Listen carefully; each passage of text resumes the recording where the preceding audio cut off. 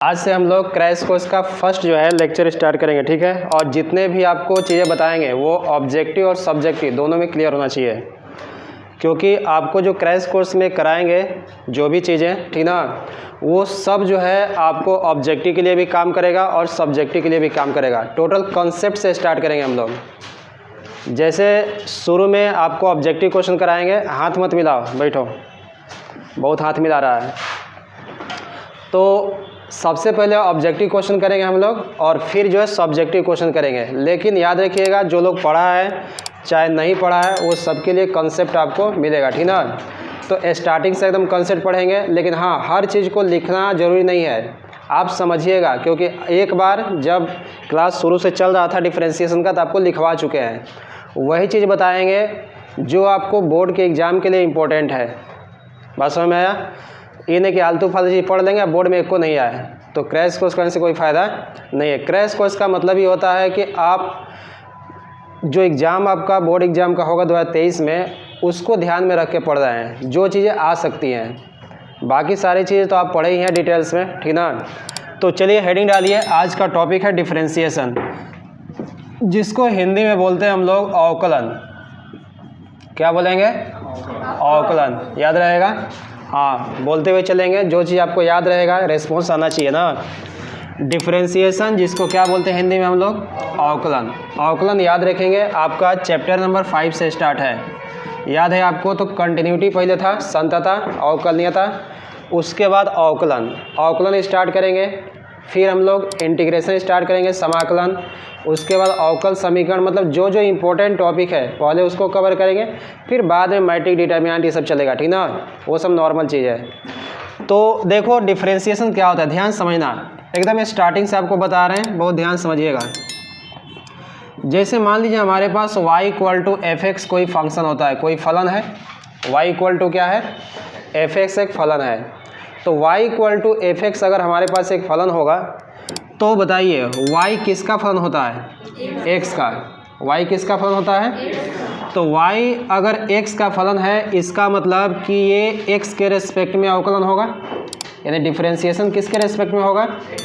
तो देखिए y का अगर x के रेस्पेक्ट में आपको डिफरेंशिएशन करना है तो क्या लिखिएगा? dy/dx। याद है? dy/dx। और f(x) के डिफरेंशिएशन को हम लोग डिनोट करते हैं f'(x) से। याद है? एक और होता है y = अगर f(x) फंक्शन है तो y का डिफरेंशिएशन dy/dx। f(x) का क्या होता है? f'(x)। एक और तरीका है y1। याद है? y1 का मतलब क्या होता है? y का कितनी बार डिफरेंशिएशन? एक बार। एक और तरीका है d1y। d1y का मतलब डिफरेंशिएशन y का कितनी बार? तो ये इसलिए बता दे रहे हैं आपको कि अगर किताब में चाहे एग्जामिनेशन पेपर में अगर ऐसा मिल जाए तो आप कंफ्यूज नहीं होंगे। y1 का मतलब समझ जाएंगे कि y का हमको कितना बार डिफरेंशिएशन निकालना है? एक बार। d1y का मतलब कितना बार डिफरेंशिएशन?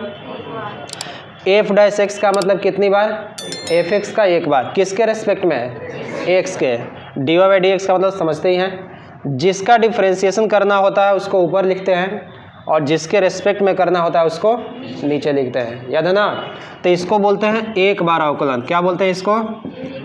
एक बार अवकलन, 1 टाइम डेरिवेटिव। अगर ऐसे 2 बार अवकलन करना होगा, 2 बार, देखिए डिटेल्स में आपको कॉन्सेप्ट दे रहे हैं जिससे आपको क्वेश्चन बनने लगेगा। 2 बार अगर अवकलन करना होगा तो dy/dx को लिखते हैं ऐसे, d2y/dx²। याद आ रहा है? d2y/dx²। अच्छा ये बताओ, f'(x) का अगर एक बार और अवकलन करोगे तो क्या लिखोगे?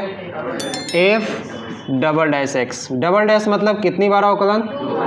अच्छा, y1 के बाद एक बार और अगर डेरिवेटिव होगा तो क्या होगा? y2। और इसको क्या लिख सकते हैं? d2y। ऐसे बढ़ते जाएगा। अगर 3 बार अवकलन करना होगा, 3 बार, तो बताइए 3 टाइम्स करना होगा। हिंदी इंग्लिश से कोई मतलब नहीं है, तो 3 टाइम करना होगा तो इसको क्या लिखेंगे? जल्दी बताइए। d3y बाई में कितना? dx3, इसको बोलिए जल्दी से f ट्रिपल डैश x। अगर ध्यान से केवल क्लास में पढ़ेंगे तो घर में पढ़ने की जरूरत नहीं, आराम से एकदम सब कुछ आ जाएगा और एग्जाम में कोई क्वेश्चन रुकेगा भी नहीं। बस ध्यान से क्लास में जितना देर पढ़ाएंगे वो आपको कंप्लीट करते हुए चलना है। अच्छा ये बताओ y2 मतलब, हाँ y3 हो जाएगा, इसका मतलब d3y, ऐसे बढ़ते जाएगा ना, ऐसे सोन इनफाइनाइट तक चलेगा। तो ये तो हो गया बेसिक तरीका dy/dx को डिनोट करने का, सूचित करने का, ठीक है। अब जब dy/dx को आपको लिखने का तरीका मालूम हो जाएगा तो dy/dx निकालने के लिए फार्मूला भी मालूम होना चाहिए। कहीं तो सदमा में है, पापा आए कि नहीं तुम्हारे? आए, हाँ अच्छा वो है ना, 3 रुपया ले लो उससे, पापा कह के, हाँ घबरा देगा। तो देखो इसका मतलब, हाँ अभी वो सब इंटरनल बात है, सुनो वो सब इंटरनल बात है, हल्ला मत करो। तो इसका मतलब कि 3 बार 4 बार 5 बार कितना हो बार डेरिवेटिव कर सकते हैं ना, याद रहेगा ना।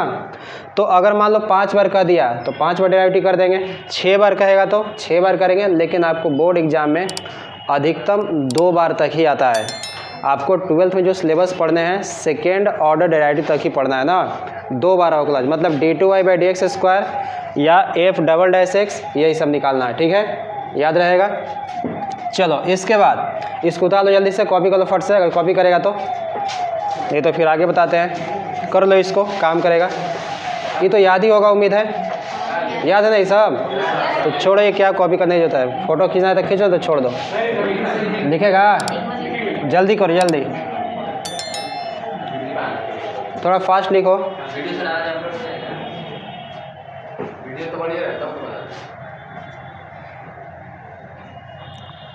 ये सब जानता भी होगा, कॉपी में भी लिखवाए हैं एक बार का।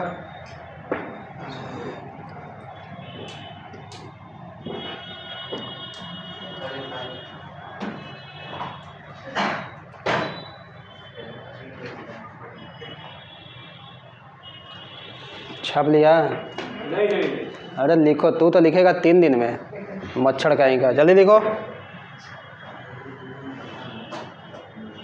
ये सब लिखवाएं एक बार, क्या लिखोगे फालतू में, सीधे आते हैं फार्मूले पे। चलो लिखा है नहीं सब, सीधे मेन देखो, मेन क्या है, क्वेश्चन लगाना मेन है, फार्मूला लगाना मेन है। इस अपने से भी लिख सकते हो, जगह छोड़ देना। अब इसमें सबसे इम्पोर्टेंट है फार्मूला, याद रखिएगा, मेन है डिफरेंशिएशन में फार्मूला। फार्मूला याद रहेगा तभी जाके क्वेश्चन बनेगा, अगर फार्मूला एक भी मिस किया तो सारा खेल गड़बड़ हो जाएगा। तो आपको अलग अलग फार्मूले पे अलग अलग क्वेश्चन कराएंगे, जिससे आपको बुक्स के भी क्वेश्चन बनेगा, और जो आपको जब प्रैक्टिस सेट करवाएंगे तब पर भी क्वेश्चन वैसे मिलेंगे ना। तो चलिए हेडिंग डालिए सभी लोग, साथ ही साथ लिखेंगे फार्मूला। ये मेन चीज़ है, यही तो मेन याद नहीं होता आप लोगों को, याद है तो अच्छी बात है। कुछ चीज़ें आपको बताएंगे, ट्रिक्स वगैरह भी, उसको नोट करते हुए चलिएगा। देखिए फार्मूला सबसे इम्पोर्टेंट, चलिए बताते जाइएगा। पहला बोलिए, कांस्टेंट का डिफरेंशिएशन क्या होता है? कांस्टेंट का डिफरेंशिएशन, सी क्या चीज़ है? कांस्टेंट, अचर, और अचर का डिफरेंशिएशन हमेशा क्या होगा? 0। दूसरा फार्मूला याद रखेंगे, अगर देखो, अगर कांस्टेंट, कांस्टेंट मतलब इसे के दे देते हैं, अच्छा लगेगा। अगर कांस्टेंट जो है किसी फलन के साथ होगा, जैसे fx के साथ हो गया, कांस्टेंट जो है किसके साथ है? fx के साथ। तो अगर fx के गुणा में कांस्टेंट है और इसका डिफरेंशिएशन करना है, डिफरेंशिएशन किसके रेस्पेक्ट में? x के, तो याद रखिएगा कांस्टेंट को उठा के कहाँ फेंकेंगे? बाहर, और fx का डिफरेंशिएशन करेंगे तो लिखेंगे dfx बाई में कितना? dx, याद रहेगा। और इसको हम लोग लिखेंगे तो k हो गया बाहर, fx के डिफरेंशिएशन को किससे डिनोट करेगा? जल्दी बताओ, f डैश x से, याद रहेगा ना। fx के डिफरेंशिएशन को किससे डिनोट करेंगे?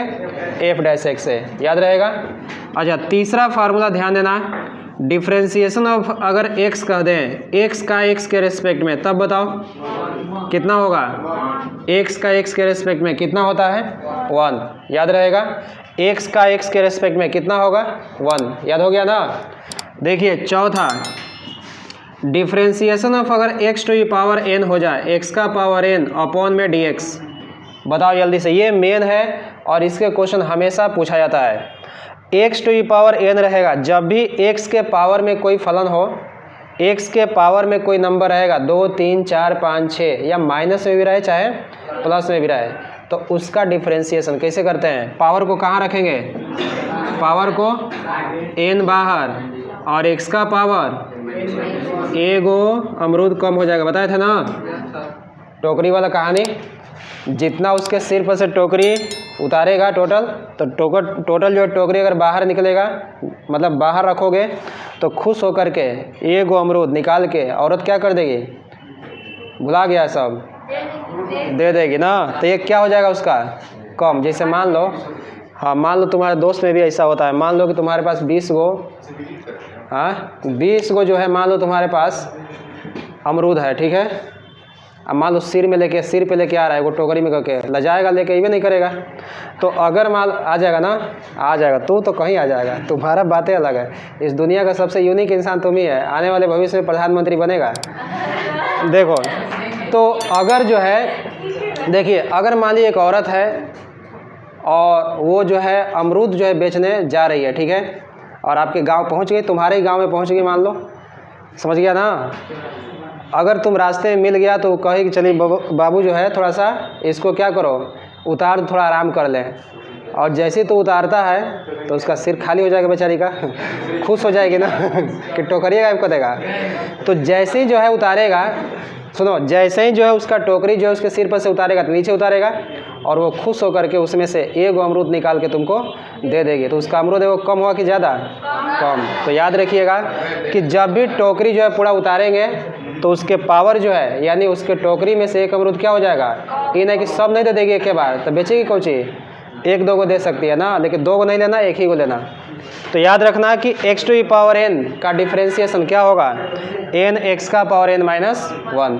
कोई दिक्कत?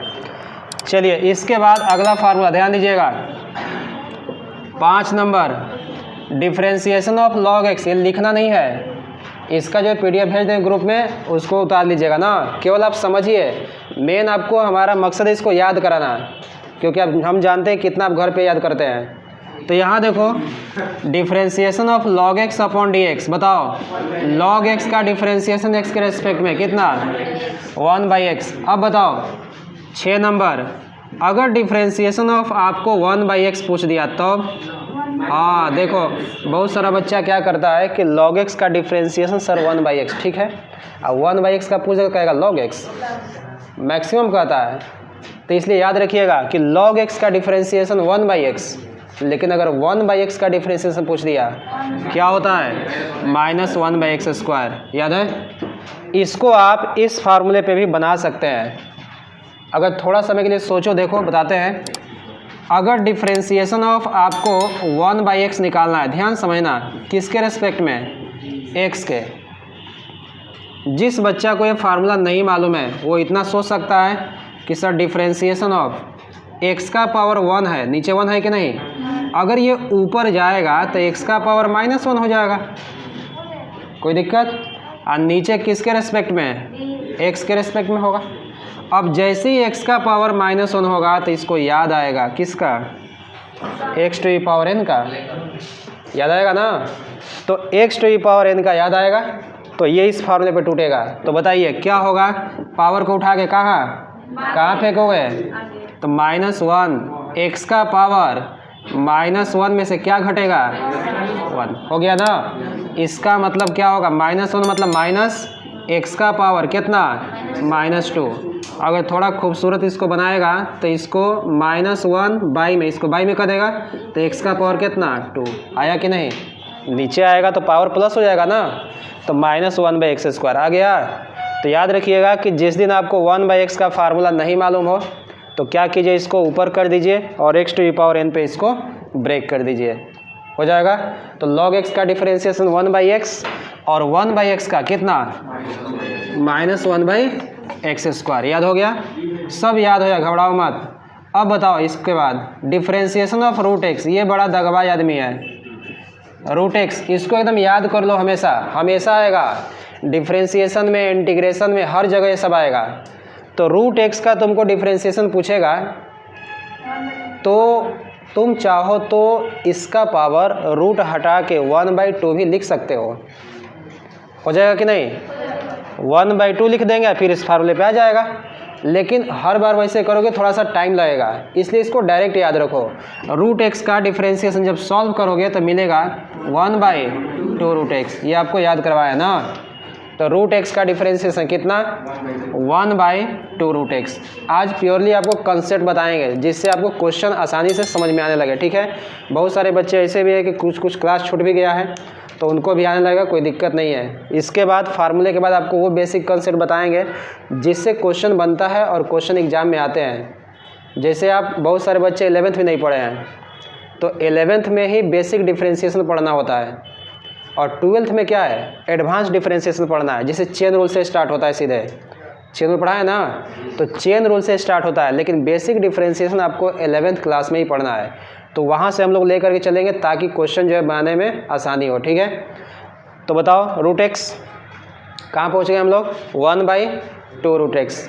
अब हीरो आदमी कौन है इसमें? एक और ई का पावर, हाँ वो तो भूलना नहीं, वो तो अपने घर का मामला है, हीरो है ना, घबराओ मत। 18 साल होने दो इसको, संगतिया है तो और हम मारेंगे कि तो साल ही भुला जाएंगे। बोका कहीं का कोरा साली है, चुट्टा है। देखो इधर, तो ई का पावर एक्स, ध्यान दो। तो ई का पावर एक्स का डिफरेंशिएशन समझो, ई का पावर एक्स का डिफरेंशिएशन क्या होगा? ई का पावर एक्स हो गया। ई का पावर एक्स का डिफरेंशिएशन पूछेगा और चाहे इंटीग्रेशन पूछेगा सेम देगा ना। ई का पावर एक्स में कोई चेंजिंग नहीं होता है। अच्छा एक और होता है डिफरेंशिएशन ऑफ, ध्यान दो, ए का पावर एक्स का डिफरेंशिएशन कितने लोगों को याद है? ए का पावर एक्स इंटू लॉग ए, याद रहेगा? ए का पावर एक्स इंटू लॉग ए। यहाँ बेस में ई लिख सकते हैं, कोई दिक्कत नहीं है, क्योंकि लॉग में जहाँ कुछ नहीं होता है वहाँ कौन सा बेस होता है? ई, याद रहेगा ना। तो ए का पावर एक्स इंटू लॉग ए। अब इसमें थोड़ा ध्यान से समझो, इसमें और इसमें क्या डिफरेंस है। बच्चा बहुत बार गलती करता है, थोड़ा यहाँ समझ लीजिए। ई के पावर एक्स अगर है तो ये हमेशा यहाँ ई ही होता है। एक्सपोनेंशियल में अगर ई के पावर में कुछ भी रहेगा तो एक्सपोनेंशियल कहलाएगा, ये भी एक्सपोनेंशियल में ही आता है। तो ई के पावर में देखो, ये फार्मूला वहीं लगाएंगे जहाँ ई का पावर रहेगा, ये फार्मूला वहीं लगाएंगे जहाँ पे क्या रहेगा? ई का पावर। ई के अलावा दूसरा संख्या नहीं होना चाहिए, दूसरा नंबर नहीं होना चाहिए, दूसरा फंक्शन नहीं होना चाहिए, केवल ई रहेगा तब ये वाला फार्मूला लगेगा। लेकिन ए का पावर एक्स का मतलब समझते हो, ए क्या चीज़ है? ये अचर राशि है। ये क्या चीज़ है? अचर है। जैसे मान लीजिए कि 2 का पावर x का डिफरेंशिएशन पूछ दिया, 2 का पावर x का, ठीक है। तो 2 का पावर x का डिफरेंशिएशन किसके रेस्पेक्ट में? x के। तो बताओ ये वाला इस फार्मूले पे टूटेगा कि इस फार्मूले पे? नीचे वाले पे, याद है ना। तो इसका फार्मूला क्या होगा? बोलिए तो आंसर, 2 का पावर x इंटू लॉग 2, अब बेस में कितना? ई। समझ गया कहानी? अगर यहाँ 5 का पावर x का डिफरेंशिएशन पूछ दिया तब पहले 5 का पावर x जस का तस, और लॉग में a के जगह पे कितना है? 5, हो जाएगा कि नहीं? याद रहेगा ना। तो आपको गलती नहीं करना है। अगर e रहेगा तो हमेशा ये फार्मूला लगेगा, लेकिन e नहीं है, कोई भी नंबर है तो वहाँ पे ये वाला फार्मूला लगेगा। बात समझ में आया? तो e का पावर x और a का पावर x में कंफ्यूज आप नहीं करेंगे, याद रहेगा ना। तो अलजेब्रिक में बस आपको इतना ही फार्मूला है, इसके बाद ट्रिग्नोमेट्री स्टार्ट हो जाएगा, ठीक है। उसके बाद जितना भी हो क्या लगेगा? ट्रिग्नोमेट्रिक लगेगा। तो ट्रिग्नोमेट्रिक में साइन, कॉस, टैन, ये जितने भी फार्मूले हैं वो हम लोग देखेंगे। इरेज कर दें इसको, ये सब लिखवाएं एक बार का। चलिए ध्यान दीजिए, सब केवल याद करना है आपको। मेन हमारा मकसद है याद करा दे फार्मूले को। फार्मूला याद रहेगा तो क्वेश्चन बनाने में कोई दिक्कत नहीं होगा। अच्छा ये बताओ, अगर 2 या 2 से अधिक फलन या फंक्शन प्लस या माइनस में होगा तो उसका डिफरेंशिएशन कैसे करेंगे? अलग अलग कि एक ही में? अलग अलग, याद है। तो चलो 1-2 क्वेश्चन इस पे लगाते हैं, फिर ट्रिग्नोमेट्रिक में आते हैं ना। लिखिए क्वेश्चन लिखिए सभी लोग। सबसे पहले नॉर्मल क्वेश्चन से स्टार्ट करेंगे। लिखो y बराबर, क्वेश्चन है find dy by d x, find dy by d x. लिखिए x to the power 5 plus 6x minus 9, इसका डिफ्रेंशिएशन करना है। ठीक है, पहला ऑप्शन है 6x स्क्वायर प्लस 3, दूसरा ऑप्शन है 9x to the power 4 plus 6, तीसरा ऑप्शन है 5x का पावर 4 माइनस 9, उसके बाद चौथा ऑप्शन है 5x का पावर 4 प्लस 6। कौन सा आंसर होगा? डी वाला होगा। बड़ा जल्दी कर दिया। देखो क्या करेंगे, बस फार्मूले आपको याद होना चाहिए। बोलिए कितना इसमें पद है? 3 टर्म है, तो इसका डिफ्रेंशिएशन x के रेस्पेक्ट में अलग होगा, इसका अलग होगा और इसका अलग होगा। तो अगर y इक्वल टू आपको x का पावर 5 प्लस 6x माइनस 9 दिया है, तो बताओ dy बाई डी एक्स क्या होगा? डायरेक्ट कर दो इसका, x का पावर 5 का, बोलिए 5x का पावर अब प्लस 6x का, कांस्टेंट बाहर ना, तो 6 हो जाएगा, x का 1 हो जाएगा और एक कांस्टेंट का, कौन सा आंसर होगा? डी। ठीक है, अगला क्वेश्चन लिखिए। समझ में आ गया? हाँ, बनाते हुए चलिए, थोड़ा स्पीडली चलेंगे हम लोग, ठीक ना। लिखिए y इक्वल टू 3, इस बार ऑप्शन नहीं देंगे, 3 sin x प्लस 6 e का पावर, अभी नॉर्मल क्वेश्चन दे रहे हैं, प्लस log x, इसका डिफ्रेंशिएशन करना है। हो जाएगा? बोलिए d y by d x क्या होगा? 3 हो जाएगा बाहर। बोलो साइन का डिफ्रेंशिएशन, ये तो मालूम होना चाहिए, भले नहीं बताएं आपको अभी। ठीक है, साइन का डिफ्रेंशिएशन cos x, पीछे बताएं सब, प्लस 6 e का पावर x का e का पावर प्लस log x का 1/x। याद रहेगा ना? एकदम नॉर्मल क्वेश्चन से स्टार्ट करो, आगे चल के दिक्कत नहीं होगा, आगे तो बड़े बड़े क्वेश्चन लगाएंगे हम लोग। चलिए एक और क्वेश्चन लगा लेते हैं, 2 तो अच्छा नहीं लगता है, कम से कम 3 का होना चाहिए। चलो y बराबर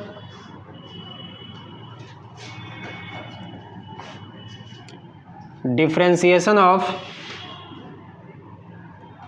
mod x dx हो गया। बहुत ज़बरदस्त क्वेश्चन है, VVI है इस साल के लिए, टिक कर लीजिएगा। Differentiation of mod x upon dx, जहाँ x ग्रेटर दैन 0, बहुत ज़बरदस्त कॉन्सेप्ट है, ध्यान समझना। चलो जल्दी से सॉल्व करके बताओ तो कितना आएगा। इधर तो बड़ा खुश होकर बना रहा था फटफट, आओ अब उधर दिखाते तुम लोगों को, रोकना जरूरी होता है। चलिए बनाइए सभी लोग, कितना आएगा आंसर? ऑप्शन भी दे दें। चलिए पहला ऑप्शन x, दूसरा ऑप्शन -x, तीसरा ऑप्शन 1, चौथा ऑप्शन -1। -1 की 1 की x 1 आ रहा है। चलिए अच्छी बात है, जिन लोगों का 1 आया है सही है, ठीक है ना। आओ थोड़ा कॉन्सेप्ट सीखते हैं इसमें, बहुत ध्यान समझना। हम जान रहे हैं कि आप मॉड से निकाल के प्लस किए होंगे और उसका डिफ्रेंशिएशन 1 आया होगा, ठीक है, वो बात सही है, लेकिन एक कंडीशन पे आप ध्यान नहीं दिए होंगे।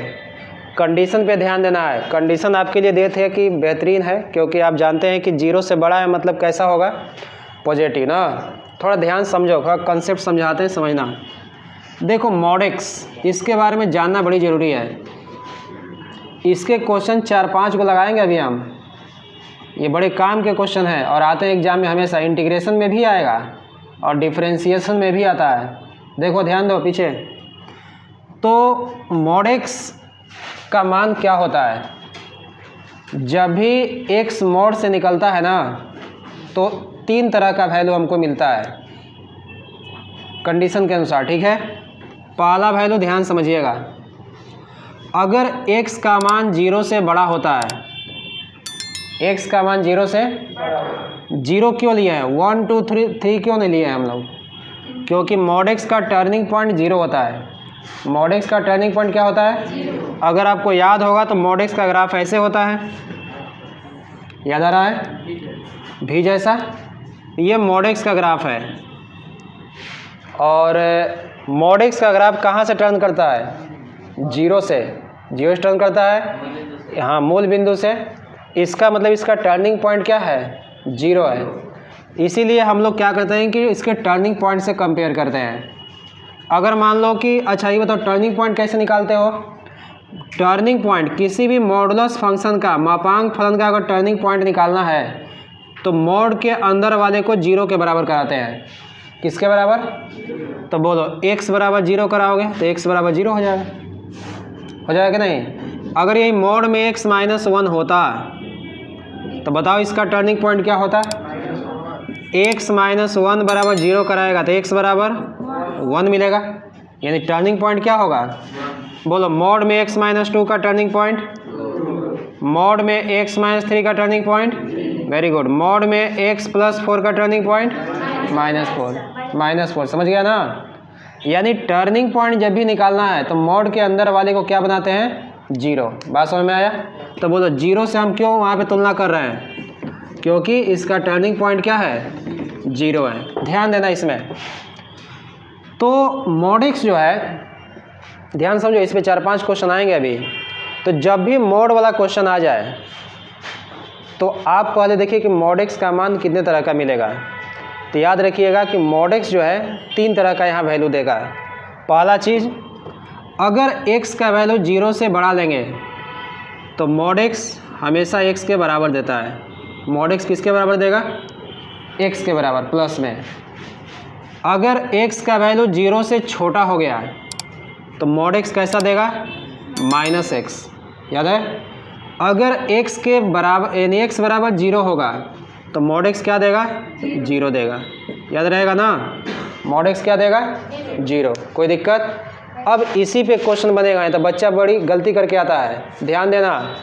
अगर मॉड x का मान आपसे कोई पूछे तो उससे पूछो कि बताओ किस केस में पूछ रहा है। अगर x का मान 0 से बड़ा दे रहा है तो मॉड x बराबर क्या होगा, x का मान 0 से छोटा है तो मॉड x बराबर, x का मान अगर 0 के बराबर है तो मॉड x बराबर 0। बात समझ में आ रही है, ठीक है ना। अब इस क्वेश्चन पे आओ। ये क्वेश्चन अगर इसमें ये पॉइंट नहीं होता, ये नहीं होता, तो आप 100% गलती करते हैं, क्योंकि आपको कैसे मालूम है कि प्लस में निकालना है कि माइनस में निकालना है, किस कंडीशन पे निकालना है, ठीक है।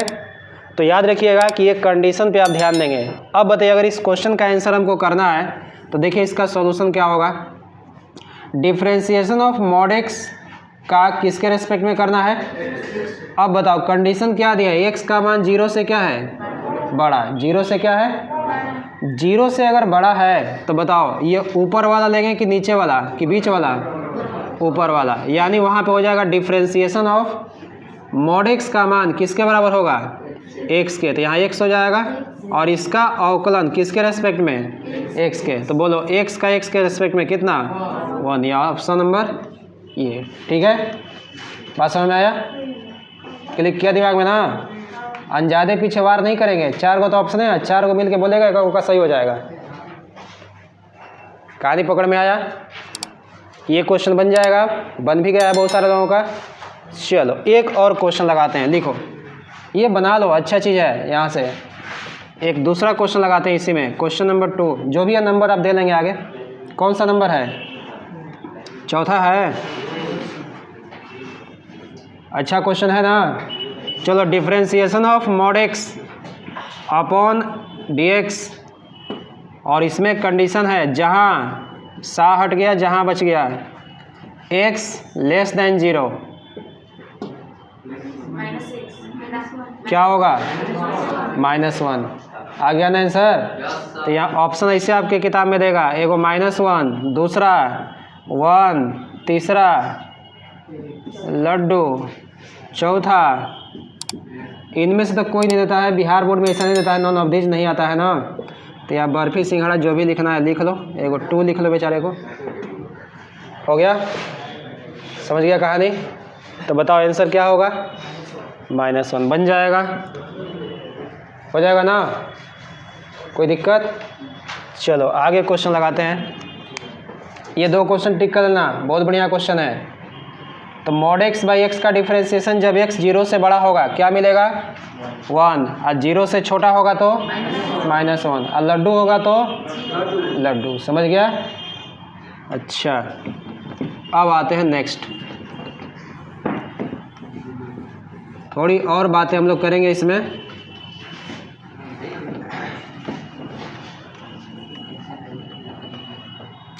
एक और क्वेश्चन इस पे। चलो next question. mod x by x का डिफ्रेंसिएशन x के रेस्पेक्ट में। जो बच्चा नहीं पढ़ा होगा देख के भाग जाएगा, छोड़ो इसको, कब आना आगे देखते हैं। लेकिन ये बड़ा ही आसान है, ओरल बनेगा। इतना इक्वल टू वाट, देखो ऑप्शन देते हैं पहले। पहला ऑप्शन 1, दूसरा ऑप्शन -1, तीसरा ऑप्शन। अभी पूरा कंप्लीट क्वेश्चन नहीं हुआ है, आधा दिए हैं। यहाँ देते हैं जहाँ x ग्रेटर दैन 0,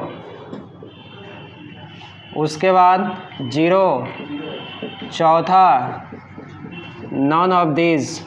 लो हमारे तरफ से एक और ऑप्शन, इनमें से कोई नहीं। क्या होगा? कैसे? हाँ mod x, देखो mod x क्या मिलेगा, ये तो मेन है ना, यही तो मेन समझना है। mod x क्या मिलेगा बताओ? डिफ्रेंसिएशन ऑफ, ध्यान दो, mod x का वैल्यू क्या मिलेगा? x की -x। हाँ तो x, इसके नीचवा कुछ ही है x, धक ऐसे लपेट दो, लपेट दिया। नीचे बोलो किसके रेस्पेक्ट में डिफ्रेंसिएशन? x के। हाई और हाई साफ, क्या मिलेगा? 1 कांस्टेंट है और कांस्टेंट का डिफ्रेंसिएशन 0। काम खत्म। इसको अगर लिखना है तो ऐसे लिख सकते हैं, डिफ्रेंसिएशन ऑफ 1/dx बराबर 0। समझ गया कहानी? हो गया ना? बनाने वाला भले नहीं है, लेकिन अब नहीं बनाने वाला जब समझ गया, जब लगता है ऊपर नीचे देखना है। mod x देखते ही आय करता है। हाँ, कहाँ से आ गया mod x? समझ गया कहानी? चलो एक और क्वेश्चन लगा लो, ध्यान दो। डिफ्रेंसिएशन ऑफ जितना क्वेश्चन हो सकता है, बिहार बोर्ड जितना क्वेश्चन सोच सकता है वो सारे क्वेश्चन आपको करवा दे रहे हैं। बोलिए अगला क्वेश्चन है mod x बाई में x, इसका x के रेस्पेक्ट में डिफ्रेंसिएशन करना है, इक्वल टू वाट? जहाँ x लेस दैन 0, x का वैल्यू 0 से छोटा है, x का वैल्यू 0 से छोटा है, इसका भी क्या आएगा? 0 ही आएगा। तो आंसर इसका क्या होगा? 0। काम खत्म, ऑप्शन देने की कोई ज़रूरत नहीं है। हो जाएगा क्वेश्चन, ठीक है ना? चलो अब आगे बढ़ते हैं।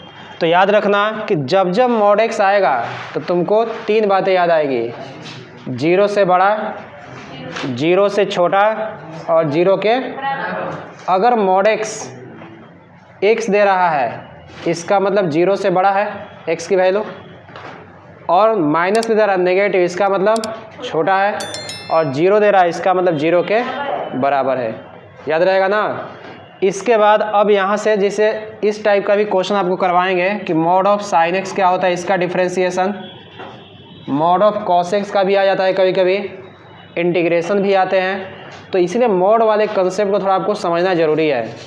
mod वाले कॉन्सेप्ट को अगर अच्छे से समझ जाएंगे तो इस टाइप के क्वेश्चन को करने में कोई दिक्कत नहीं है। लेकिन त्रिकोणमिति वाला क्वेश्चन जब भी आएगा तो आपको चतुर्थांश यानी क्वाड्रेंट भी याद होना चाहिए। किस किस चतुर्थांश में त्रिकोणमिति फलन, ट्रिग्नोमेट्रिक फंक्शन किस तरह का बिहेव करता है। तो टोटल चतुर्थांश कितने होते हैं? 4 होते हैं। अच्छा, टोटल त्रिकोणमिति फलन कितने होते हैं? 6। थोड़ा सा उसको भी दिखाई देते हैं, फिर हम लोग उसके भी क्वेश्चन लगाएंगे। थोड़ा ज़रूरत पड़ेगा इसलिए जान लो ये सब चीज़ें, ध्यान दो। ये चतुर्थांश होता है क्वाड्रेंट, ये फर्स्ट याद है, ये वाला सेकेंड, ये वाला थर्ड और ये वाला फोर्थ, याद आ रहा है। अब बताओ पहले चौथांश में कौन कौन प्लस, दूसरा में, तीसरा में, चौथा में, याद हो गया। अच्छा ये बताओ यहाँ से 0 डिग्री स्टार्ट होता है, यहाँ 90 π/2, 90 0 π/2, फिर यहाँ पे क्या होता है पाई, यहाँ पे कितना होता है 3 π/2 हो गया, यहाँ पे कितना होगा फिर 2 पाई, इसे रिपीट करता है बार, 0 हटा देते हैं।